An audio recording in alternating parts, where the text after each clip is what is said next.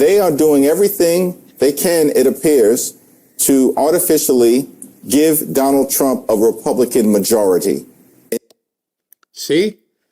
There, I cut these pieces. I only have a couple more. I cut these pieces so you can see definitively, one, their faces. They're freaking out. Number two, let me know when they talk about the voters. Let me know when they talk about the people in the district. And if you happen to be watching and you wanted to troll and you live in one of those areas, understand these people don't care about you. You mean nothing. Less than nothing. In the Congress and in the Senate, which of course he's at risk of losing because his presidency has been a disaster and the Republicans have been nothing but sycophants and rubber stamps for Donald Trump's extreme agenda. We're going to make sure that there's a free and fair election in November. And this voting rights decision by the Supreme Court has come late enough in the process that I agree entirely with Mark Elias that at the end of the day, at best, it may give the Republicans an additional seat or two in advance of November of 2026. And then we got to battle it out in connection with 2028. How are you going to battle it out? You actually got to fight in the streets? The Supreme Court has ruled. What battle do you want to battle out? Because that's the new refrain. We're going to fight. We're going to keep fighting. We're going to keep fighting for all. Who are you fighting?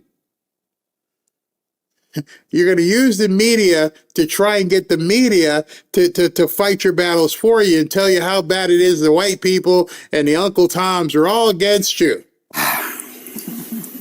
You know, this decision, we knew this was coming because they've been chipping away at this for a long time. The court said, you know, there's no problem with race anymore, and yet we're fighting every day talking about Project 2025.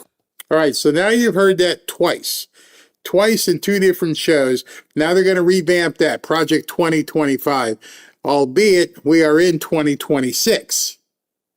So if we're in 2026, now they're going to have to pull out, Epstein, Project 2025. But the problem is, what you're seeing is people with no answers. When you're talking about Project 2025, when you're talking about fight, what they're actually saying is we need y'all to riot. They can't do anything. It's done. It's over. What are you going to sue? It already went to the Supreme Court. There's nothing you can do. Nothing. So now you're going to gin people up and talk about Project 2025.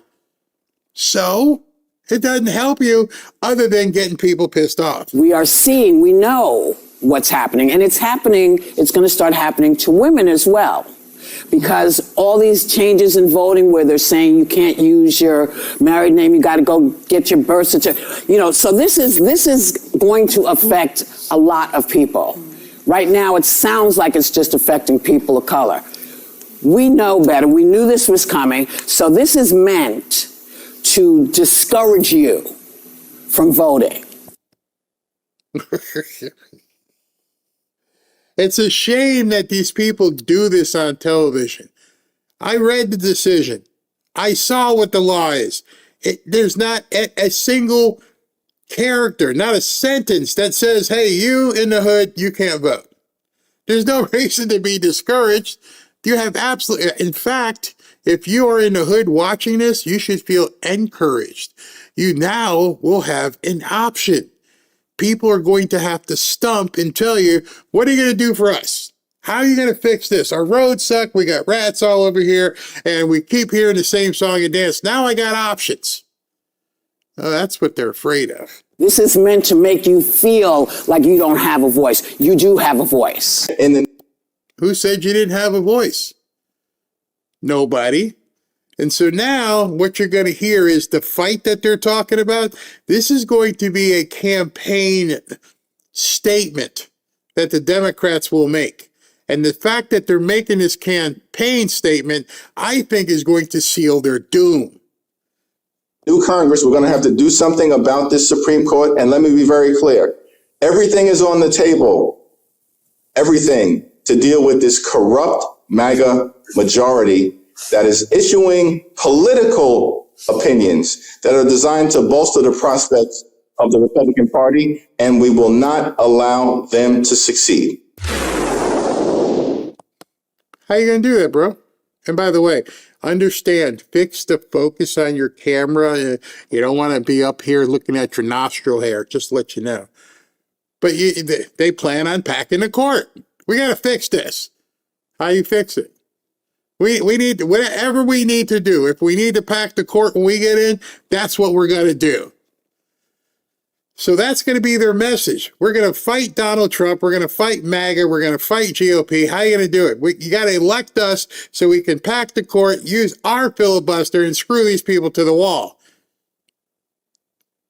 That's all they got. Our message to Florida Republicans is F around and find out. If they go down the road of a DeSantis dummy-mander, the Florida Republicans are going to find themselves in the same situation as Texas Republicans, who are on the run right now. And under no circumstances are Texas Republicans picking up 5 seats. They'll be fortunate if they get 2 or 3. While in California, we are going to get all 5. The Republicans are dummy-mandering their way into the minority before a single vote is cast, because they started this war, and we're going to finish it. We're going to do maximum warfare against Republicans. Florida Republicans, you F around, you're going to find out all this stuff.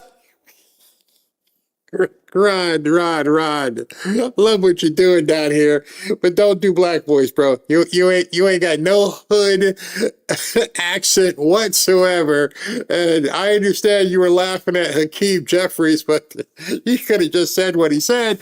And anyway, he did what he said he's going to do. Ron DeSantis made it happen. And what I said was, listen. And he's like, oh, if you do the redistricting, we're going to take out all your members. We're going to do all this stuff. And what I said was, go ahead, make my day. You don't think we're going to... You want to come down here and spend money in Florida? Roll the dice and take your chances. But don't think that you can come down here, issue threats to us, and somehow you're going to make us flinch. That is not happening. And in fact, it did not happen, because as soon as he came out and started doing that last week, Florida legislature turned around and they passed a new map. This guy Jeffries popping off in Washington about Florida. He wants to be Speaker of the House. And he's kind of like, more liberal than Pelosi and all this other stuff from New York City. I just want to know, Florida can't do, we're going to go after Florida. Please be my guest. I will pay for you to come down to Florida and campaign. I'll put you up in the Florida governor's mansion. We'll take you fishing. We'll do all this stuff. There's nothing that could be better for Republicans in Florida than to see Hakeem Jeffries, everywhere around this state. Voters will not like what they see. They will not want that type of ideology. And so the door is open. The invitation's out there. I don't think there'd be anything better for the Republican Party of Florida but to have Jeffries there. Now, I kind of feel bad for the guy because he's as left as they come. He's always going left. And yet the far left hates him. They call him a dollar store Obama. They call him AIPAC Shakur, all these different derogatory names that they do. And so he's tried to ingratiate himself with but they're just not drinking the Kool-Aid. And so they give him a hard time. So I kind of feel bad for that. But please be my guest to come down in Florida. Our democracy. This is a violation of the Constitution. It is. It's a violation of the Constitution. I'm out of order, but y'all are doing illegal. Representative Persons Mullica has waived closed. The question now recurs on final passage of HB 1D. The clerk will unlock the machine and the members will proceed to vote. Have all members voted? Have all members voted? The clerk will lock the machine and announce the vote. 83 yeas, 28 nays, Mr. Speaker. Show the bill passes. Read the next bill. None of Ron DeSantis just went, hey, have some of this. Okay, have some of this. You're going to come down here. Here's what we're going to do. We're going to rub your face in it. And so this woman out here with a megaphone complaining in the House of Congress or Florida Congress while they just pass it right in her face. Hakeem, you talked a big game and you got called out. You got called out to your face. It's already done. Especially now after the Supreme Court voted. You're toast, bro. There's been a lot of talk how there won't be any black Republican members in the new term. Yeah. What do you make of that? Nothing. Okay, in case you don't know, this is Wesley Hunt. And if you also didn't know, he's black. And so this guy asking him questions like, hey, man, what are you going to do? How are you going to do this? There might be not enough black senators and Congress people. I don't understand how that's relevant. But is it a problem like recruitment? Or I don't think it's a problem with anything. I'm not here because I'm black. I am here because I'm qualified representative for Congressional District 38, and the American people choose who they want to choose. And the one thing I don't want to get into is this game of race bait all day, every day. If there's 4, if there's 10, if there's none, what we are talking about is who is the best person that is best qualified to fill a seat regardless of the way that they look. And I tell people this all the time till I'm blue in the face. I represent a white majority district that President Trump would have won by over 20 points, and I won by 25 points the last time I ran. I'm being judged not by the color of my skin, but by the content of my character. I don't care how many black people are here. I want the most qualified people that are here. And thank you. Oh, got it. Thank you, Congressman. They can't stand that. White people voted for me. Oh my God. You don't look like them. So a black man was voted in by a predominantly white neighborhood. So I guess this whole color thing doesn't really matter. Oh, he's a coon. Oh, he's an Uncle Tom. He's still black. And he's like 18 shades darker than me. So the people in the hood, you didn't vote for the guy who could do the job. You voted because they told you to, because they penciled out some hood rat district. But see, the problem is the Democrats are facing something that I've been telling you guys probably for 2 years, for at least 2 years, is the problem is if you go back and look at past elections and you see what the voting is, and this is why I was so confident, and many of you who watch me know I said it's over. Trump's going to win. It's of no consequence. I knew going in. People said, Barry, how can you be so sure? Because Hillary and Biden, all these different people, they won because they were getting 92 to 94% of the black vote. And even with 92 to 94%, even with the cheating, they were only able to win with 4%, 5% of a margin. Remember, Hillary got beat back then, and she still got, 90% of the black vote. So what happens if you don't get 90, 93, 94% of the black vote? Then you can't keep the distance, which is why they had to cheat. You get in the neighborhood of 89, game over. You get 83, 84, game really over. Now, I don't put too much credence in polls. I use them more for entertainment, but I want you to see what CNN just put up. I think they put this up not because they wanted to show the numbers. They needed to send a warning to the Democrats. A big warning. Nobody's going to talk about it. You have to go back and look at Gallup polling. You have to look at Rasmussen if you want. You're going to see every single Democrat candidate, except Trump, against Trump, they were getting 90s and only winning or contending by this much. So what happens if they don't get 90 plus? They lose. You can't make up the balance. So now with Trump, if he's already polling well with black people before this, and now you get some people to go run in the hood, you don't have to win a whole lot. You just have to show up. Look at these numbers. Yeah, I think what we're seeing right now in the numbers is President Trump and the Republican Party are chipping away at the long-term advantage that Democrats have had with black voters, with African Americans. You can see it right here. Look, Trump's approval among African Americans at this point in term one, he was at 12%. He's been losing ground with a lot of people. He's gaining He's gaining ground with African Americans. He's up to 16% at this point. And you say, this isn't that big of a shift. But I will tell you, Republicans absolutely love this shift that's going on because Democrats have had such a long-term advantage. The fact that he's actually gaining ground versus where he was in term number one, this has major implications. I gotta get some more cigars. I don't smoke them, but I like to put them in there for celebrating purposes. Do the math. If this thing is even close to being right. Like I said, I don't put credence in polls. I just look at this from an entertainment value and go, huh? What? So the Democrats in April, according to CNN, the Democrats in April of 2026, way, 7 months away, are already down to 84% of black vote. That lady gonna sing. And now the Supreme Court says you can't have these districts. That's why you're seeing the faces like, this is devastating. This is catastrophic. Oh, it's really catastrophic. It's more catastrophic than they even want to let on. They know the numbers, whatever the real numbers are. They know them. They know mathematically, without the illegals and losing just a bit of the black vote, they're completely screwed.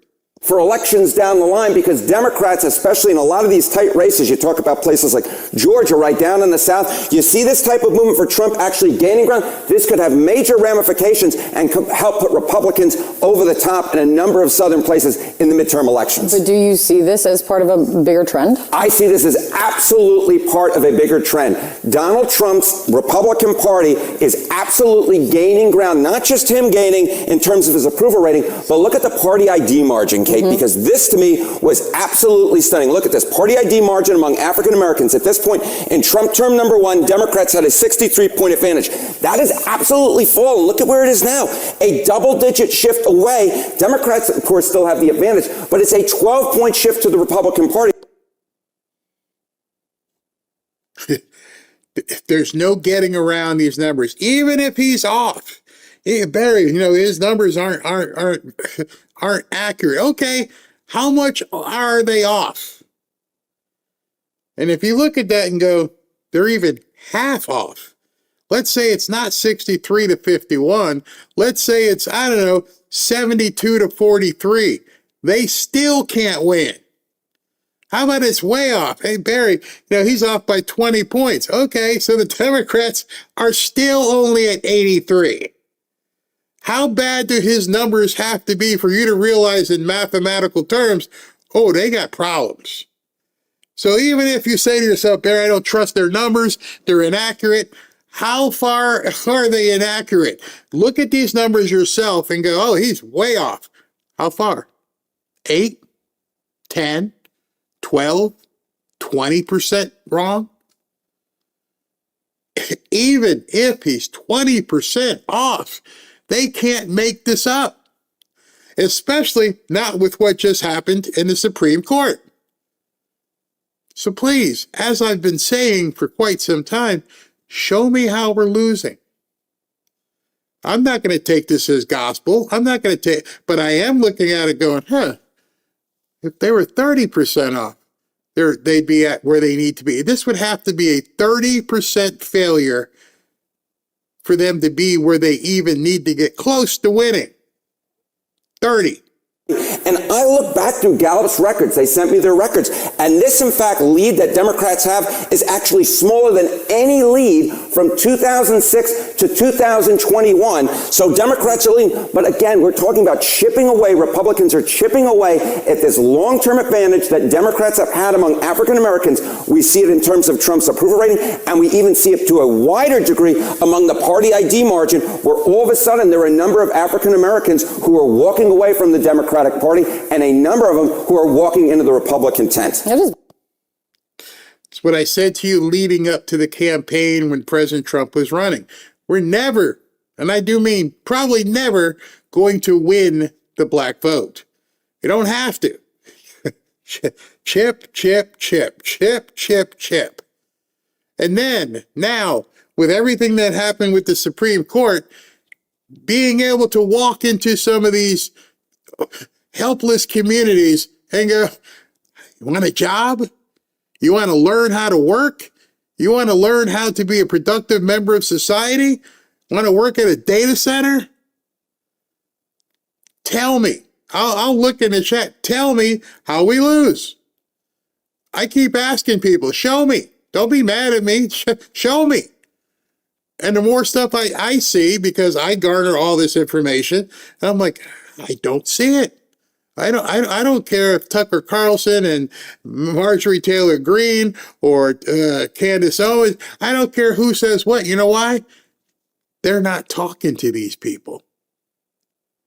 See, that's the other part of it. When you see all the panicans that are out there and they're doing all this, they're not talking to these people.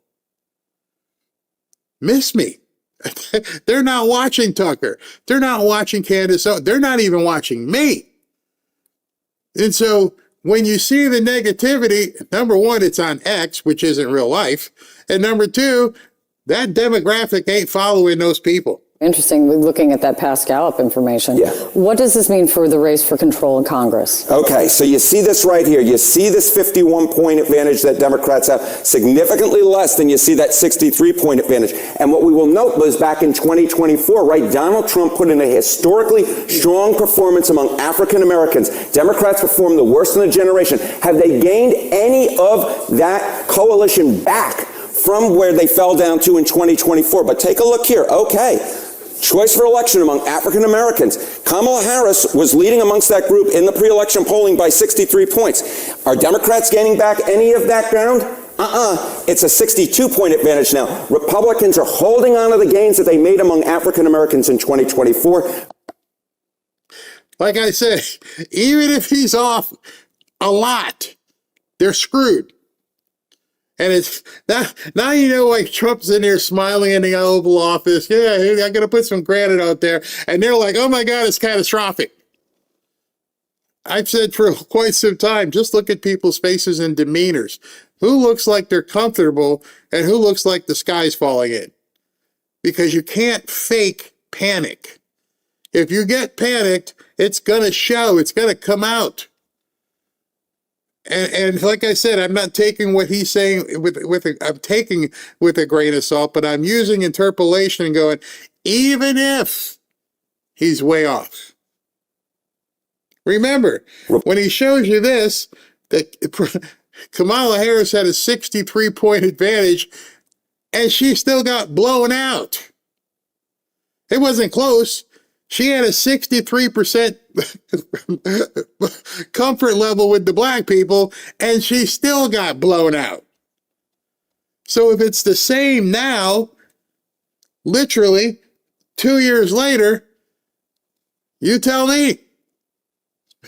Republicans are gaining among African Americans. They are chipping away at that long-term advantage. The Donald Trump-led Republican Party is making gains among African Americans that we simply put have not seen the Republican Party make in a generation. Fascinating. Good to see you here. Thanks so much for putting it together. Hear that? Y'all want to hear some shit that's toxic. That's what y'all want to hear. Man.